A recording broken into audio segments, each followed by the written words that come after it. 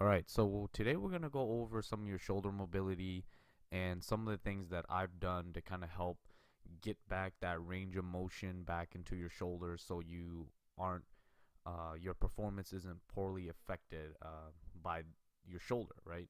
So if you ever squatted before and your elbows kind of flare out, um, pretty much what's going on is your shoulder and or the muscles around that area is so tight and it feels uncomfortable as you're squatting up. So what happens is your elbow flares back and your chest caves down to kind of compensate for you pinching that area. Same thing with the bench press. If you ever notice when you bench press and your elbows kind of flare back or kind of flare out a little bit more, what's going on is you're compensating for some areas that are locked up and it feels very uncomfortable or very weak. So what happens is your body's going to shift into muscles that aren't too locked and help you compensate for your lifts. Same thing with the deadlifts as well.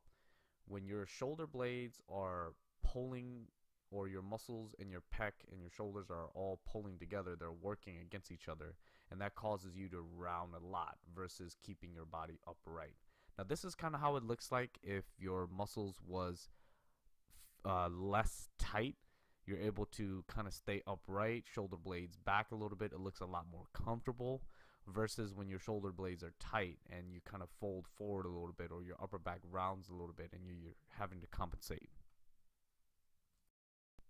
So again, these are the areas shaded blue are going to be some of the areas of focus that we're going to loosen up with the lacrosse ball, utilizing a bench and a lacrosse ball. So pretty much what's going on is as you build those muscles and you build those, fibers, the yellow arrow kind of showcases what's going on. Those muscles are going to tug the pec back to its original attachment, right?